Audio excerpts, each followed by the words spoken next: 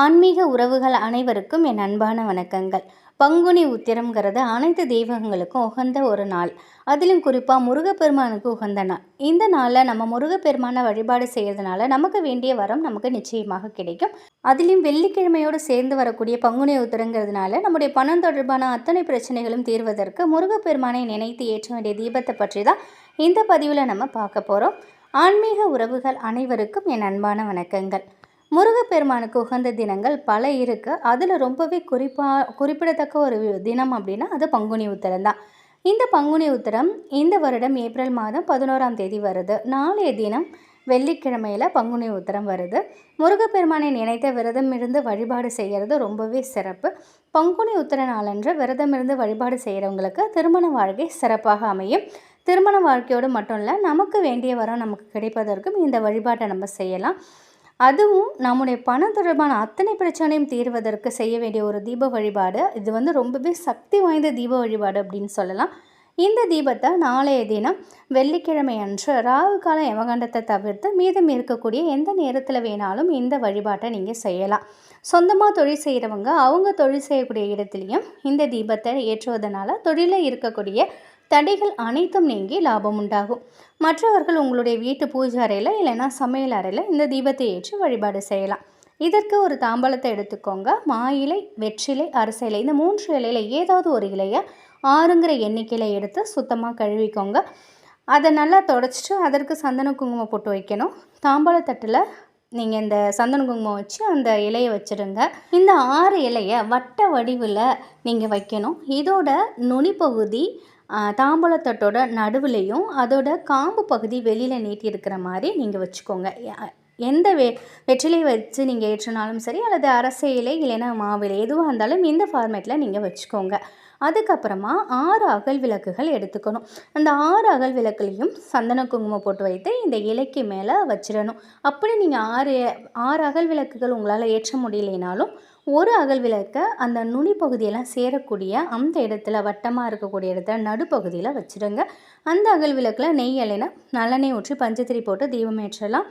இது ரொம்ப ரொம்ப சக்தி வாய்ந்த தீபம். இதை நீங்கள் ஒரு முறை ஏற்றினாலே உங்களுக்கு நிச்சயமாக மிகப்பெரிய அளவில் நன்மைகள் சேருவதை உங்கள் கண்கூடாக பார்க்கலாம். இந்த தாம்பூலத்தில் தீபம் ஏற்றினதும் ஒரு பக்கத்தில் கொஞ்சோண்டு துவரம் பருப்பு, மற்றொரு பக்கத்தில் கொஞ்சோண்டு பச்சரிசி வைங்க. இன்னொரு பக்கத்தில் சில்லறை காசுகள் வைக்கணும். இப்படி தீபம் ஏற்றி முடித்ததுக்கப்புறம் இந்த தீபத்தில் எரியிற அந்த சுடரை பார்த்து முருகப்பெருமானின் மந்திரமான ஓம் சரவண பவ இந்த மந்திரத்தை 21 முறை சொல்லணும். உங்களுக்கு இருக்கக்கூடிய பண பிரச்சனை எல்லாம் தீரணும் அப்படின்னா முருகப்பெருமான்கிட்ட முழு மனதோடு வணங்கிக்கோங்க. இந்த தீபம் ஒரு அரை மணி நேரம் எரிந்தாலே போதும். அதுக்கப்புறம் நீங்கள் குளிர வச்சிடலாம். நம்ம வச்சுருக்கக்கூடிய பச்சரிசி துவரம்பருப்பை நீங்கள் சமையலுக்கு உபயோகப்படுத்திக்கோங்க.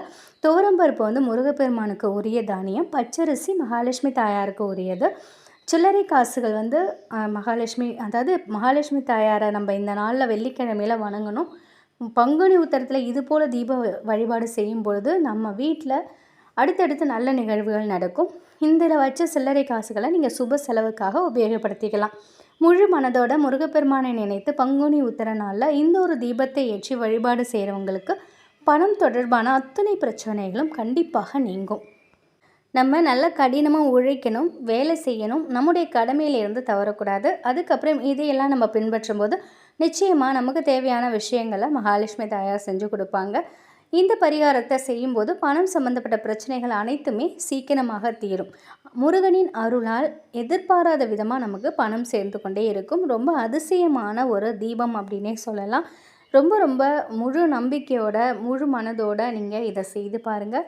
இந்த ஒரு பரிகாரம் கைமேல் பலன் கொடுக்கும் அப்படின்னு சொல்லலாம். கண்கூடா நமக்கு அனைத்து விஷயங்களும் நடக்கிறத நம்ம கண்கூடாக பார்க்கலாம். நாளைய தினம் வெள்ளிக்கிழமையில் ராகுகால யமகண்டத்தை தவிர்த்து தான் நம்ம இந்த தீபத்தை ஏற்றணும். நாளைய தினம் ராகுகாலம் பார்த்திங்கன்னா காலையில் 10:30 மணிலேருந்து 12 மணி வரைக்கும் ராகுகாலம் வருது. யமகண்டம் பார்த்திங்கன்னா மதியானம் 3 மணிலேருந்து 4:30 வரைக்கும் யமகண்டம் இருக்குது. இந்த நாளில் சந்திராஷ்டிரமம் பார்த்திங்கன்னா நாளை மாலை 4:11 வரைக்கும் அவிட்டம். அதுக்கப்புறமா சதய நட்சத்திரத்துக்கு சந்திராஷ்டிரமம் ஆரம்பிக்குது. நீங்கள் இந்த தீபத்தை நீங்கள் எப்போ வேணாலும் ஏற்றலாம். நல்ல நேரம் பார்த்துக்கிட்டிங்க அப்படின்னா காலையில் 9:30லேருந்து 10:30, மாலை 4:30லேருந்து 5:30, கௌரி நல்ல நேரம் பார்த்திங்கன்னா காலை 12:30லேருந்து 1:30, மாலை 6:30லேருந்து 7:30. இந்த நேரத்தில் நீங்கள் ஏற்றினாலும் ஏற்றலாம். இல்லைன்னா காலையிலே நீங்கள் இந்த நேரத்தை நீங்கள் தீபம் ஏற்றலாம். அப்படி இல்லைனாக்கா நீங்கள் சுக்கிர ஓரையில் இந்த தீபத்தை ஏற்றி நீங்கள் வழிபாடு பண்ணலாம். உங்களுக்கு எந்த நேரம் சௌகரியமாக இருக்கோ அந்த நேரத்தை நீங்கள் பார்த்துக்கோங்க. வெள்ளிக்கிழமையில் சுக்கிர ஓரை பார்த்திங்கன்னா காலையில் 6 to 7, மதியம் 1 to 2, இரவு 8 to 9. உங்களுக்கு எந்த நேரம் சௌகரியமாக இருக்கோ அந்த நேரத்தில் இந்த தீபத்தை ஏற்றி வழிபாடு பண்ணுங்கள். நிச்சயமாக அதிசயம் நிகழ்த்தும் இந்த தீபம் உங்கள் வாழ்க்கையிலும் ஒரு அதிசயத்தை நிகழ்த்தும். முருகப்பெருமானின் அருளால் உங்கள் வீட்டிலும் செல்வ செழிப்பு, ஆரோக்கியம், மகிழ்ச்சி நிலைத்திருக்கட்டும். நன்றி.